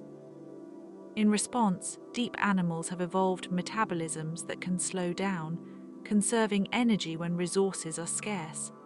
Their behavior may also adjust, with movement reduced, growth slowed, or reproduction timed carefully to favorable conditions. Survival in the deep is often less about abundance than endurance. There is a quiet dignity in that strategy. Instead of racing through life, these animals are built to wait, to conserve, and to continue. In a way, their physiology reflects the rhythm of the environment itself, patient, sparse, and measured. Even starvation resistance, though it sounds severe, can be understood as a form of adaptation to a world where unpredictability is normal and persistence is a precious skill. A few species in the deep are known to make low-frequency sounds or to respond to vibration in ways that scientists are still studying. The ocean carries sound efficiently, especially over long distances, and in darkness, vibration can become a crucial source of information. A subtle pressure wave may reveal the movement of another animal, the approach of a predator, the shifting of sediment, or the activity of a vent field. To human ears, the deep sea can seem silent because so much of its acoustic life lies beyond our comfortable hearing range. But silence is not the same as emptiness. It simply means the sounds are not easily perceived by us. Whales, fishes, crustaceans, and perhaps many other animals may inhabit an acoustic world that is rich and layered, though still only partly understood. Researchers continue to debate how certain species use sound, how vibration shapes behavior, and how deep habitats may be more sonically complex than once assumed. In the darkness, where vision offers little, sound becomes a kind of map, a way of sensing presence without needing to see it. The more scientists learn, the more the deep sea appears not as one vast and featureless expanse, but as a collection of living neighborhoods, each with its own rhythms, chemistry, and inhabitants. Some areas are shaped by drifting food from above, some by vents or seeps, some by sediment accumulation, and some by the slow interaction of geology and biology in ways that remain only partly understood. The mystery is still there, but it is no longer an empty mystery. It is filled with real bodies, real relationships, and real ecological patterns. Each new expedition seems to reveal another layer of complexity, another set of adaptations, another reason to look more carefully. In that sense, the deep ocean invites both humility and attention. It reminds us that what appears distant or dark can still be alive with structure and meaning. And even now, as research continues, the deep remains a place where knowledge grows quietly, like sediment settling, one careful discovery at a time. Many deep-sea animals have evolved slow growth rates, and this can make their lives long and carefully paced. In the cold and dark, rapid development is often unnecessary, and sometimes it is simply not possible. Food arrives in small, uncertain amounts, and energy must be spent with great caution. For that reason, some fish and invertebrates take years to mature, moving through life at a rhythm that can seem almost ceremonial. A deep-sea creature may spend much of its existence growing a little at a time, conserving strength, waiting for the right season, the right current, the right opportunity. In this setting, haste is rarely rewarded. Slow growth can be an adaptation, but it can also make populations fragile, because if conditions change too quickly, there may not be enough young animals replacing the old. Scientists still continue to study how these long timelines differ from species to species, and many details remain uncertain, hidden just as the animals themselves are hidden. Yet the broad pattern is clear enough. In the deep ocean, life is often measured not in quick bursts, but in patient accumulation, like sediment settling in layers on a quiet seabed. The deep ocean also contains vast plains known as abyssal plains, which may look empty from a human perspective, but are filled with life adapted to scarcity. These plains stretch farther than the eye can imagine, broad and subdued, lying beneath miles of water, and often beyond the reach of ordinary light. To a diver or a vessel's instruments, they can appear almost featureless, but that impression comes from human scale, not from the sea's own logic. At the size of a worm, a crustacean, or a sea cucumber, every stretch of mud becomes a landscape of ridges, particles, traces, and hidden movement. This is one of the deep sea's recurring lessons. Emptiness is often only a matter of scale. A place that seems barren to us may be richly populated at a different size, or in a different rhythm. Folklore has often imagined these great depths as silent wastelands, but science reveals a quieter kind of abundance, one that does not announce itself with color or noise. The abyssal plain is not a blank page. It is a long, patient field of living things arranged according to rules that are easy to miss unless one looks very closely. In these plains, deposit feeders slowly consume the fine material that settles to the bottom. Their work is subtle, but it keeps nutrients moving. A creature might take in sediment grain by grain, digest the organic traces within it, and leave behind a softened trail that eventually becomes part of the seabed again. Over time, these small interactions shape the whole bottom ecosystem. The seabed is not a dead floor. It is a working landscape, though the work is almost invisible from above.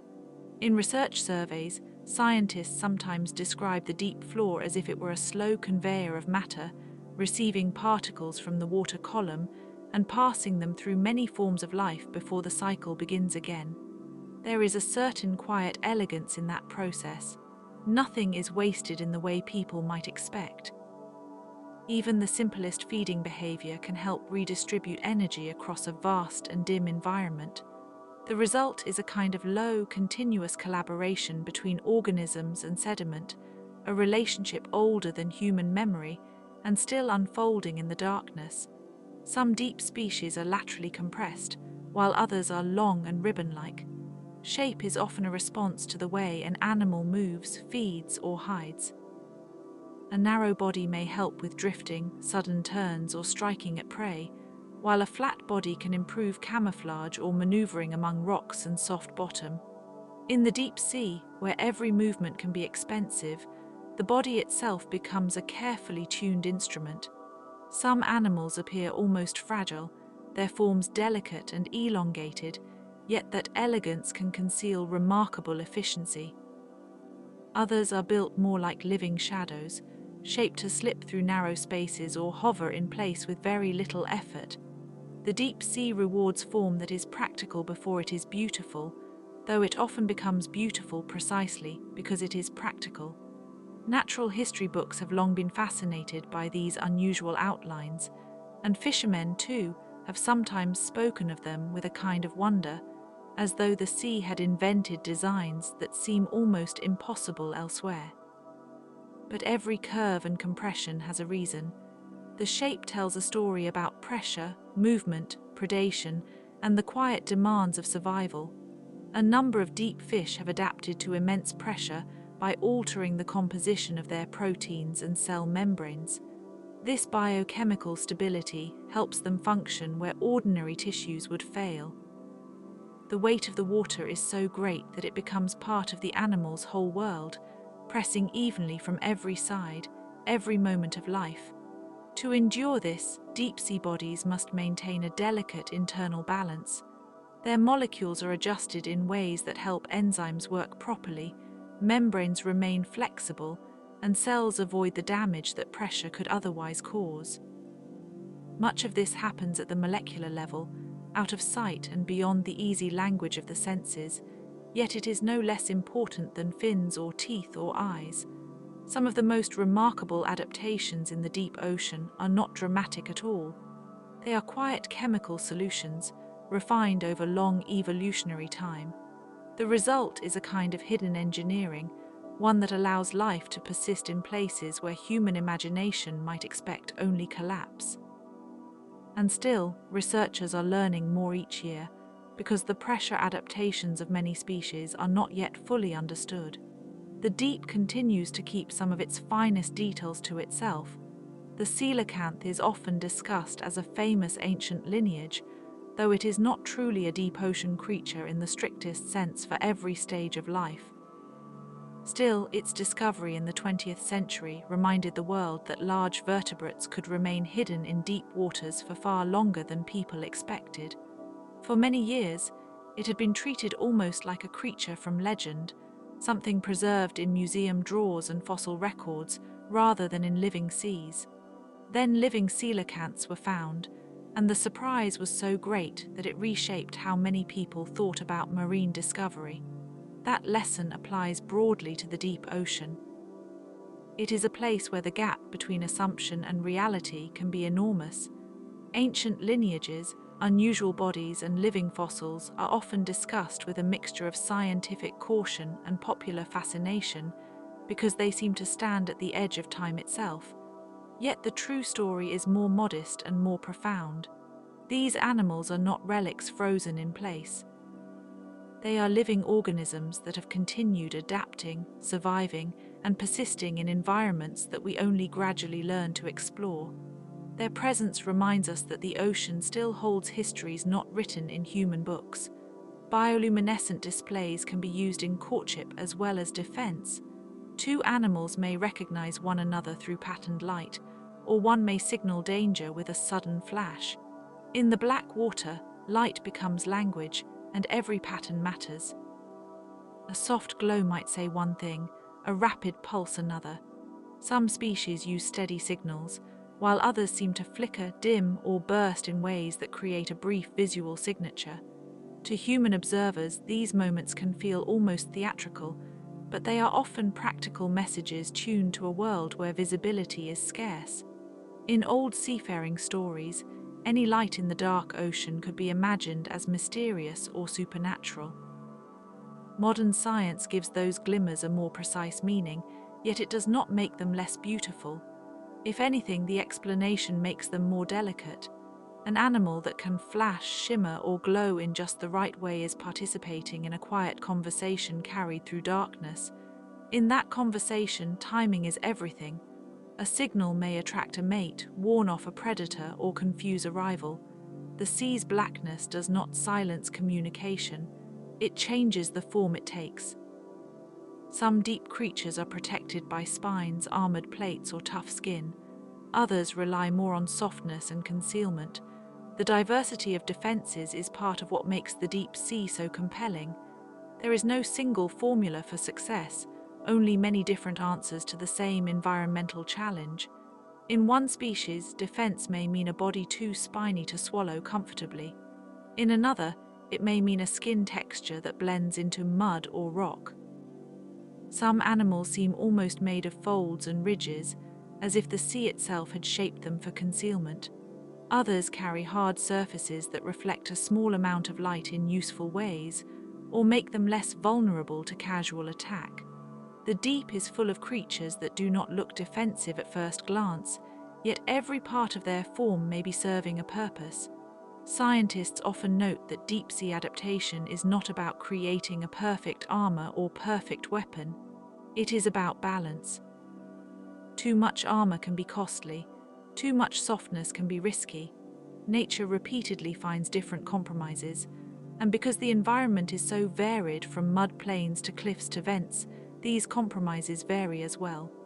The deep sea never offers just one strategy. It offers many, each tuned to a particular kind of darkness. Researchers have learned that even abandoned or damaged habitats can sometimes recover slowly over time, though recovery may take far longer than in shallower water. The deep is resilient but not quickly so. Its pace of healing often matches its pace of life. When a habitat is disturbed, whether by a trawl, a mining experiment, a storm-driven change, or some other impact, the effects can linger for years or decades. In the deep ocean, where growth is slow and reproduction may be infrequent, the return of a community can be a very gradual process. Yet it is important to note that the deep is not static. Given enough time and enough protection, organisms may return, sediments may settle, and the outlines of a once disturbed place may begin to soften again. Scientists still debate exactly how recovery unfolds in different settings, because the answer depends on depth, species, seafloor type, and the scale of the disruption. Still, the broad pattern is clear. Recovery is possible, but it is not immediate. The lesson here is one of humility. The deep ocean can endure, but it asks for patience from anyone who hopes to understand or conserve it. Its healing does not resemble the fast rebound of a meadow or tide pool. It is slower, quieter, and often nearly invisible until enough time has passed to reveal the change. And in that long, measured rhythm, the abyss continues to teach patience, reminding us that endurance can be as remarkable as speed. The sensory world of the deep ocean is broader than sight alone, and this is one of the most quietly astonishing things about life below the sunlit surface. In the deep sea, where light fades away and then disappears entirely, many animals do not depend on vision in the way land creatures often do. Instead, they read the world through pressure changes, electrical fields, chemical traces, and tiny vibrations moving through the water. Specialized organs and sensitive tissues allow them to notice what a human swimmer would never feel. A distant movement becomes meaningful. A shift in current becomes information. Even the faintest disturbance can help an animal orient itself, avoid danger, or locate food. In this environment, the body itself becomes a kind of instrument, a living sensor tuned to the surrounding water. It is easy to imagine darkness as emptiness, but in the deep ocean, darkness is full of signals, and the creatures there have learned how to interpret them with remarkable precision. Electric fields can be especially useful in these dark environments, where some fish use electroreception to sense other animals nearby.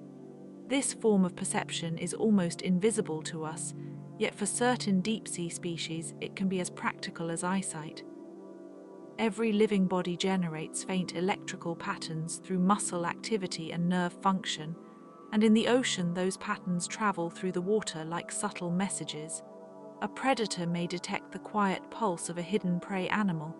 A scavenger may notice a nearby living body through the disturbances it creates. Even when a creature cannot be seen at all, its presence may still be announced by these tiny signatures. For humans, that seems close to science fiction, but in the deep sea it is a natural part of daily life.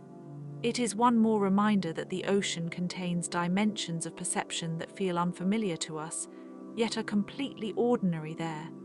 What seems like silence from above is, for the animals below, a rich and active field of information.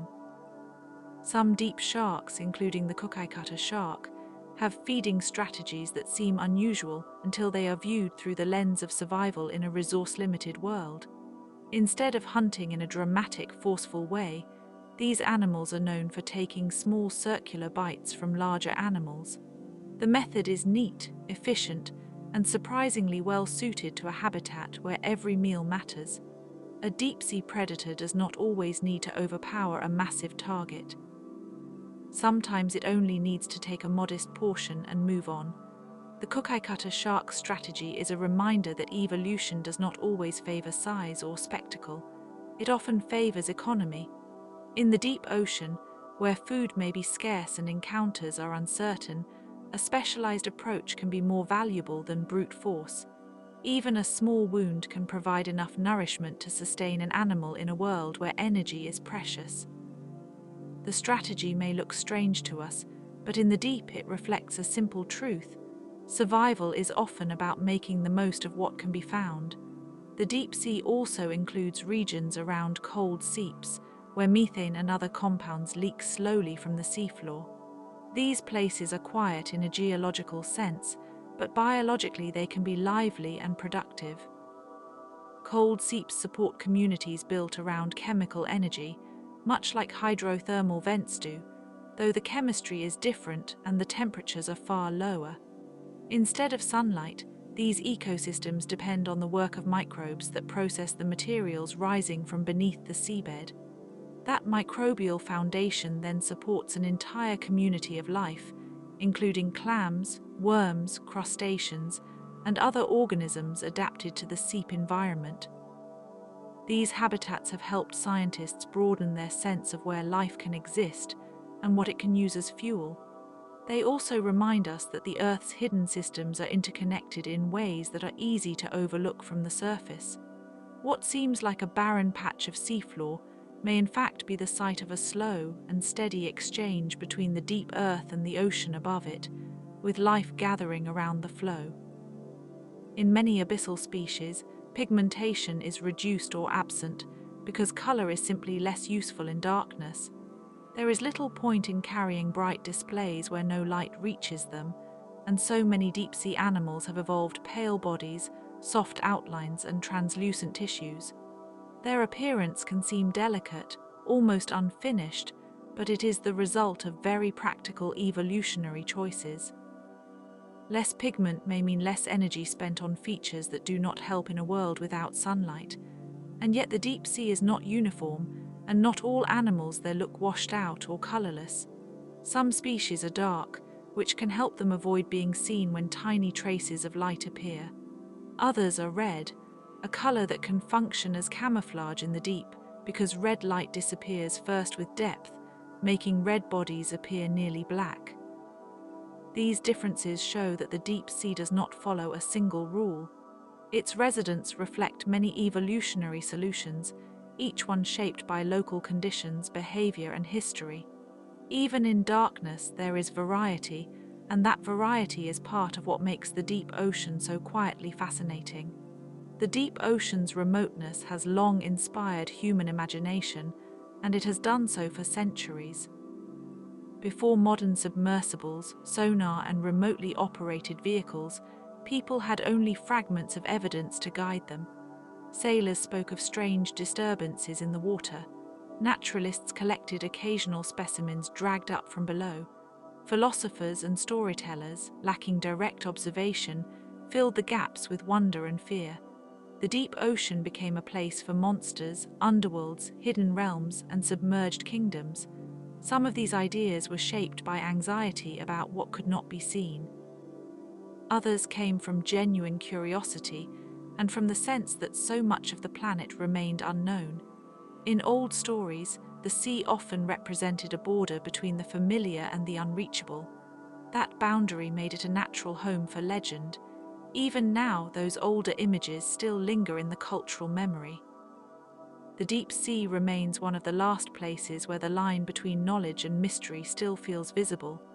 Modern exploration has replaced many myths with observation, but not all wonder has vanished. If anything, the truth has become even more astonishing. With cameras, deep-sea vehicles, and careful study, scientists have found real animals and real habitats that seem more extraordinary than the invented ones. Bioluminescent displays, enormous mouths, unusual body shapes, and slow, deliberate movements give deep-sea life an appearance that can feel almost unreal. But these are not fantasy details. They are the outcome of pressures and conditions that are difficult to imagine from land. Long darkness, cold temperatures, high pressure, and sparse food all influence the forms that life takes. In a way, scientific discovery has not diminished the mystery of the deep sea. It has refined it. The old stories may have been wrong in their details, but they were often correct in one important sense. The ocean below the surface is full of beings and behaviors that stretch the imagination. The difference is that now we can see how naturally they arise. A few deep-sea species exhibit parental care in ways that are uncommon among fish, while others release vast numbers of eggs into the water and rely on chance. Both strategies have survived in the deep, which suggests that reproduction there has no single reliable pattern. In some species, guarding eggs or protecting young may improve the chances that at least a few offspring survive in a difficult habitat. In others, producing many offspring at once may be the better strategy when encounters are rare and the environment is unpredictable. The deep ocean is too vast and too variable for one universal solution. That is part of why its breeding behaviors remain so interesting to biologists. A scientist studying reproduction in the deep is often studying compromise, timing, and risk. There may be long intervals between encounters, but there may also be seasonal currents, shifting food availability, or environmental cues that are still only partly understood. Each species carries its own balance of vulnerability and resilience, and together they reveal how life can continue even where opportunity is scarce. The deep sea remains one of the least explored parts of the planet, especially in regions far from coasts and established research routes. Vast stretches of seafloor have been mapped only in broad outline, and many communities may never have been seen directly by human eyes. Each expedition can reveal something unexpected, a species new to science, a behavior that changes what was thought to be known, or a better understanding of a habitat that had previously been described only in fragments. Sometimes a single dive can reshape an entire line of inquiry. At other times, the result is not a dramatic discovery, but a patient correction, a small refinement in how scientists understand a known animal or ecosystem. This is the nature of deep ocean work. Discovery there is always partial. The ocean rarely yields complete answers in one visit, and perhaps that is part of its enduring appeal. There is always more to observe, more to measure, more to compare. The unfinished quality of the knowledge keeps the field open, like a quiet door that has not yet fully closed. And so the deeper we go, the more the ocean becomes a landscape of senses, chemistry, survival, and old human wonder, all meeting quietly beneath the waves. Some of the most impressive deep-sea animals are not the largest, but the most precisely adapted. In the dark, where food may arrive only occasionally, and every movement has a cost, success often belongs to organisms that have refined a few essential traits with remarkable care. A fish with a specialized jaw, a shrimp with a heat-tolerant enzyme, or a worm living near chemical vents may seem modest in isolation, yet each represents a long conversation between life and environment. Over immense stretches of evolutionary time, pressure, chemistry, temperature, and darkness have acted like patient sculptors. The result is not extravagance but elegant efficiency. In the deep ocean, subtlety can be more powerful than size.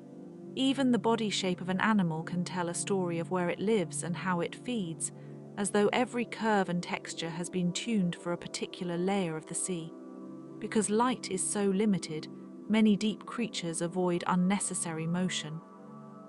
In a place where flashes of bioluminescence may be the only bright signals, every flick of a fin or twitch of an antenna matters. Some animals hover nearly motionless, conserving energy by becoming part of the water around them. Others drift with currents and wait, using patience as a survival strategy. Their feeding strikes are often measured and efficient, as if the body itself knows that waste is a luxury the deep cannot afford. This conservation of energy is one of the deep sea's defining principles. It shapes posture, metabolism, and behavior from the smallest animal to the most striking predator. Even when a creature appears still, it may be in a state of exquisite readiness, balancing stillness and response with a kind of natural discipline that feels almost contemplative. Scientists studying the deep often describe a sense of patience required by the habitat itself. It is not only the animals that move slowly, but the work of discovery. Equipment must descend through thousands of feet of water before it can touch the seafloor. Cameras may return a few minutes of footage after hours of preparation. Submersibles and remotely operated vehicles offer only brief windows into a world that does not reveal itself easily. Specimens are rare, and even when they are obtained, they may be fragile or difficult to identify. New knowledge is accumulated a little at a time, through repeated visits, careful comparison, and years of observation. In that way, deep ocean science can feel almost meditative.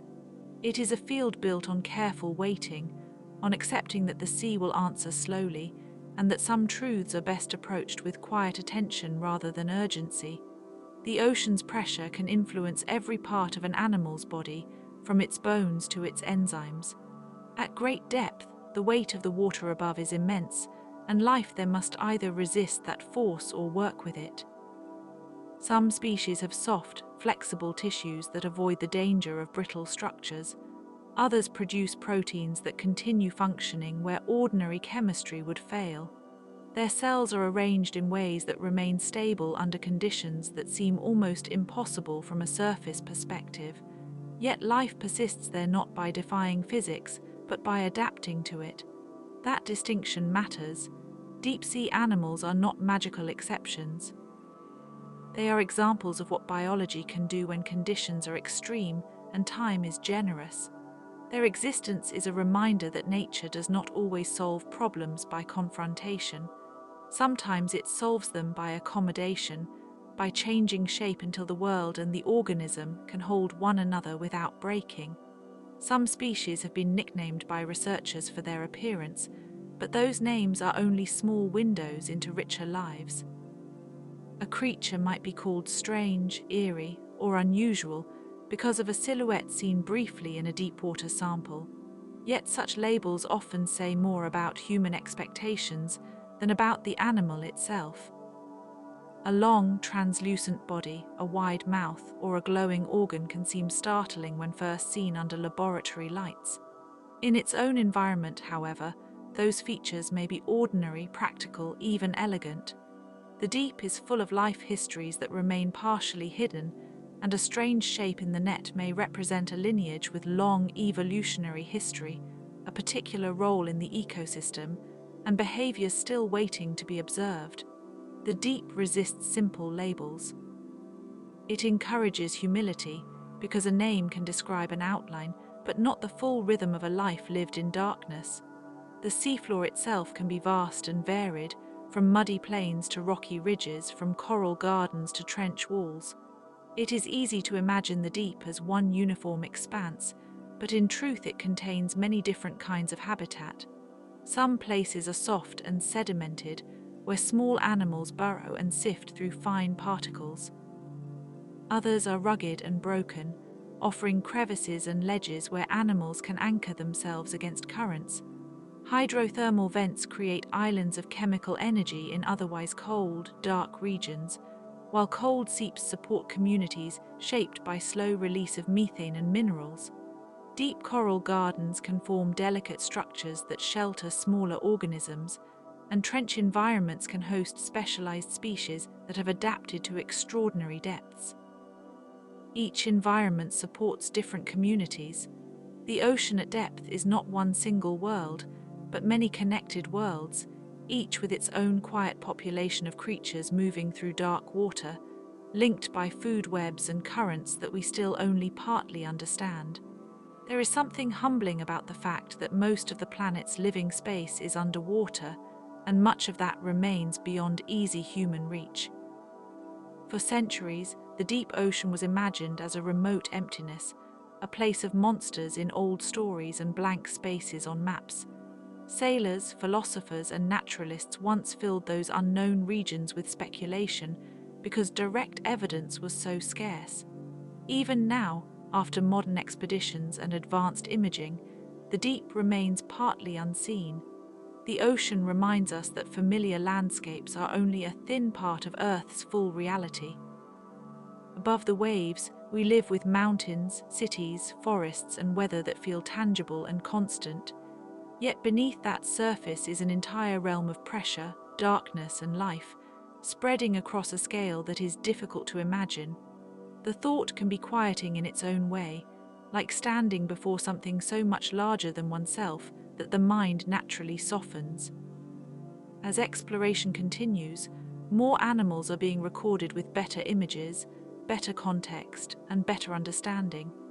In earlier eras, many deep-sea specimens were known only from damaged samples brought up in nets, which made interpretation difficult.